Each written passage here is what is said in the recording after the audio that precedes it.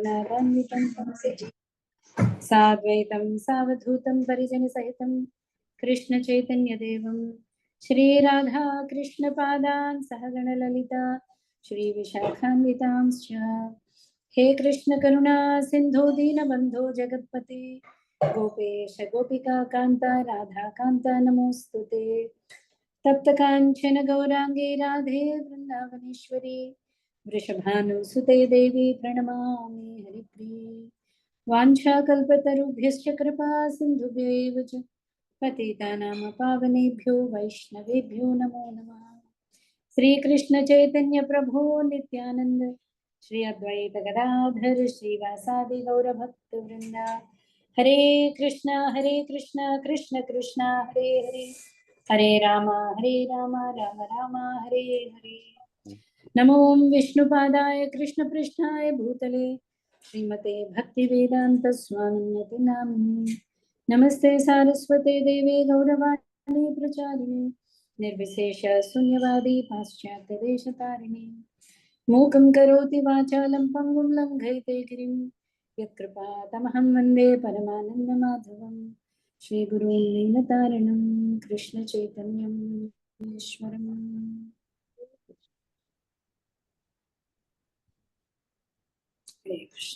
ओम नमो भगवते वासुदेवाय, ओम नमो भगवते वासुदेवाय, ओम नमो भगवते वासुदेवाय।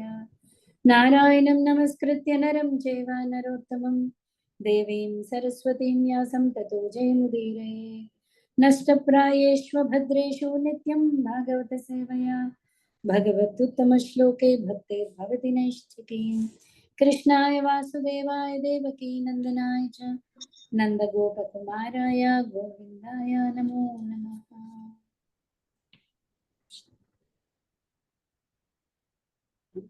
యాక్చువల్లీ మనకి భగవద్గీతలో కృష్ణుడు మొన్న చెప్పుకున్నాం కదా, అర్జునుడికి చెప్తున్నాడు నిమిత్త మాత్రం భవ సవ్యసాచి అంటే ఏంటి? నిమిత్త మాత్రం అంటే చాలా ఫ్రీక్వెంట్గా వాడుతుంటాం. మేమేంటండి నిమిత్త మాత్రంలో. నిమిత్త మాత్రలు అంటే ఏంటి? అంటే దేనికిను అటాచ్ అవ్వకుండా, అంటే దాని యొక్క ఫలితం కానీ అది మంచి కానీ చెడు కానీ ఏదైనా దాంతో అటాచ్మెంట్ లేకుండా, ఆయన ప్రమేయం లేకుండానే నిమిత్త మాత్రం అంటే. నిమిత్త మాత్రుడు అంటే తన ప్రమేయం లేకుండా, తన ప్రమేయం లేకుండా అంటే భగవత్ ప్రమేయం వల్ల, అంటే భగవంతుడి యొక్క ఏజెంట్ కింద నేను చేశానంటే అని చెప్పడం అన్నమాట. నాదేముందండి అంటే నేనుగా కాకుండా, అంటే ఒక సంకల్పం ప్రకారం అది జరిగింది, నా ప్రమేయం ఏమీ లేదు అని చెప్పడాన్ని నిమిత్త మాత్రం అంటే ఒక పరికరం భగవంతుడి యొక్క. అంటే భగవంతుడు చూడండి, ఒక ఒక సిచ్యువేషన్, ఒక పరిస్థితి అనేది ఏర్పడుతుంది, లేదా ఒకళ్ళ ద్వారా వస్తూ ఉంటుంది. ఓకే, సో అప్పుడు వాళ్ళు ఏంటంటే ఏజెంట్ అనమాట. భగవంతుడు ఏజెంట్ కింద చేశాను అంటే నా ప్రమేయం ఏం లేదు, అంతా పైవాడిది. పైవాడి చేతిలో మనకి కీలు బొమ్మలో ఉంటుంటాం కదా, సో అలా నిమిత్త మాత్రము అంటే భగవంతుడి పరికరం కింద పనిచేయాలి. సో కృష్ణుడు అదే చెప్తున్నాడు అర్జునుడికి, వీళ్ళందరినీ ఈ యుద్ధంలో ఎవరెవరు ఉండరు నేను ఆల్రెడీ డిసైడ్ చేస్తాను. నువ్వు ఎవరినో రక్షిద్దాము చంపుదామని అని కాదు, నేను అందరినీ డిసైడ్ చేస్తాను. నువ్వు నా ఇన్స్ట్రుమెంట్ అవు, నా చేతిలో పరికరం. సో నీ ద్వారా నేను చేస్తున్నాను. అర్థమైందా? సో నిమిత్త మాత్రం భవ సవ్యసాచి అంటే నువ్వు నిమిత్త మాత్రుడు కింద యుద్ధం చెయ్యి అని చెప్తున్నాడు. నిమిత్త మాత్రం మనకి అర్థం అవ్వడానికి ఒక చిన్న, చాలా మంచి సిచ్యువేషన్ ఒకటి ఉందండి. అంటే ఇంతకుముందు అటెండ్ అయిన వాళ్ళకి ఆల్రెడీ తెలిసి ఉండొచ్చు. ఒకసారి వైకుంఠం దగ్గర, వైకుంఠంలో ఎవరెవరు ఉంటారు? అన్నీ ఉంటాయి, పక్షులు, చెట్లు అన్నీ ఉంటాయి. సో వైకుంఠం దగ్గర ఒక వైకుంఠానికి బయట గరుత్మంతుడు వెయిట్ చేస్తున్నాడు. ఓకే, సో విష్ణుమూర్తి ఎప్పుడు వస్తే అప్పుడు తీసుకెళ్ళడానికి రెడీగా ఉంటాడు. యాక్చువల్లీ గరుత్మంతుడి యొక్క సేవ కూడా చాలా అద్భుతం అండి. ఓకే, సో గరుత్మంతుడిని కూడా స్వామివారు అడుగుతారు, నీకేం వరం కావాలి అంటే, నువ్వు నాకు వరం అడుగు స్వామి, నేను నీకేం చేయగలను చెప్పు అంటే. అయితే నా వాహనంగా ఉండు అంటాడు. సో గరుత్మంతుడు చాలా చాలా వాళ్ళందరూ చాలా స్పెషల్ పర్సనాలిటీస్, భగవంతుడి యొక్క పార్షదుడు. ఓకే, సో ఈ గరుత్మంతుడు బయట నించుని ఉన్నాడు. ఈ లోపల యమధర్మరాజు వచ్చాడు ఎవరిని, భగవంతుడిని కలవడానికి వస్తే ఆ ఎంటర్ అవుతూ అక్కడ ఒక చిన్న పక్షి ఉంది. సో ఆ పక్షిని తీక్షణంగా చూస్తున్నాడు యమధర్మరాజు. చూసేసి లోపలికి వెళ్ళాడు. సో యముడు ఆ పక్షిని చూడడం అనేది గరుత్మంతుడు చూశాడు. చూసి వెంటనే ఆలోచించాడు, అమ్మో యముడు ఈ పక్షిని చూశాడు అంటే దీనికి ఏదో సమయం ఆసన్నమైంది, నేనేమో పక్షులకి రాజుని కదా, ఓకే దాన్ని ఎలా అయినా రక్షిద్దాము, మరి అనుచరుల్ని రక్షించడం నా కర్తవ్యం కదా అని దాన్ని తీసుకెళ్ళి ఎన్నో సముద్రాలు దాటించేసి అక్కడ విడిచిపెట్టి వచ్చేస్తాడు. ఓకే, సో ఈ లోపు యముడు బయటకు వచ్చి చూశాడు. పక్షి కనిపించలేదు, నవ్వుకుంటూ వెళ్ళిపోయాడు. గరుత్మంతుడు వెంటనే యమధర్మరాజు వెనకలికి వెళ్ళాడు. స్వామి స్వామి స్వామి, ఇందాకేమిటో చూశారు, ఇప్పుడు నవ్వుకుంటూ వెళ్తున్నారు, ఏమిటి ఏమిటి చెప్పండి. అయితే యముడు అన్నట్ట, ఇందాక ఆ పక్షికి ఆయుష్ తీరిపోయే టైం వచ్చింది, కానీ ఆయుష్ ఇక్కడ కాదు తీరాల్సింది, దానికి ఎన్నో సముద్రాలు దాటి తీరాలి. ఇంత చిన్న పక్షి అంత తొందరగా ఎలా అక్కడికి వెళ్తుందా అని నేను ఆలోచించాను, ఇప్పుడు నాకు అర్థమైంది అన్నాడు. అయ్య బాబు ఏమైపోయింది ఆ పక్షికి అని చూసావా, అక్కడ ఒక పాము మింగేసి ఉందన్నమాట. సో గరుత్మంతుడు ఏమనుకున్నా అంటే నేను రక్షిస్తున్నాను అనుకుంటున్నాను,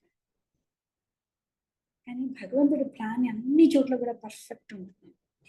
అక్కడ నిమిత్త మాత్రం, గరుత్మంతుడు నిమిత్త మాత్రుడు అక్కడ అంటే ఏంటి, ఆ ప్లాన్ లో తన ఒక ఇన్స్ట్రుమెంట్.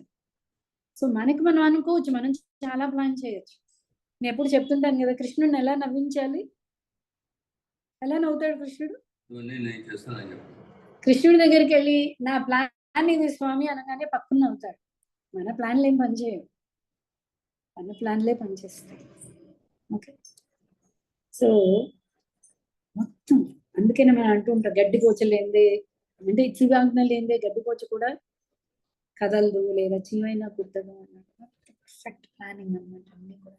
సో మనందరం కూడా ఏంటి అంటే పరికరం పరికరం పరికరం, అదే నిమిత్త మాత్రం. మన నిమిత్త మాత్రము అంటే ఓకే. సో అన్ని చోట్ల ఈ మనం నిన్న మొన్న చూసిన ఎపిసోడ్స్ లో